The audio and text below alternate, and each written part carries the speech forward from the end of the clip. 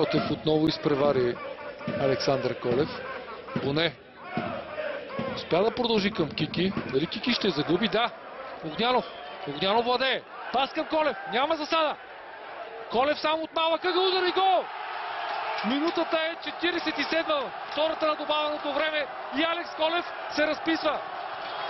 Оказах се добър пророк за Ботев и лош за Локомотив. Гол в заключителните секунди на първото полувреме.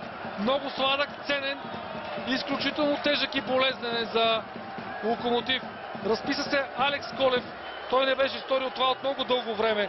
Само един гол в шампионатните матчове през изминалия сезон, когато на 8 ноември донесе успеха на Атлетик с 2-1. Сега обаче от малък ъгъл, може би, и Харуби очакваше центриране. Всичко започна от грешката в средата на терена за Локомотив. Загубената топка, паса на Огнянов към Колев. И юношата на Левски от незначителен ъгъл разстреля Харуби. Ботев повежда с 1-0 в градското дерби на Пловдив. Героят до момента е Алекс Колев. Славия футболист се заменя Христо Стамов, който имаше доста проблеми с Никоварева.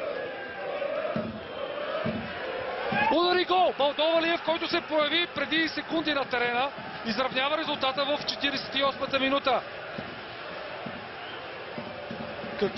Какво завръщане на Балдовалиев с екипа на Локомотив в 48-та минута. Резултатът е изравнен.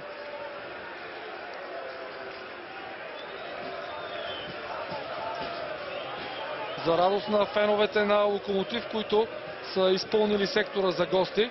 Да видим как се разви тази атака.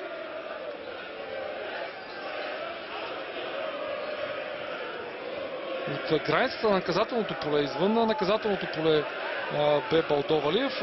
Си асистира с Камбуров той. Ето е двойната комбинация между двамата нападатели. И равенството е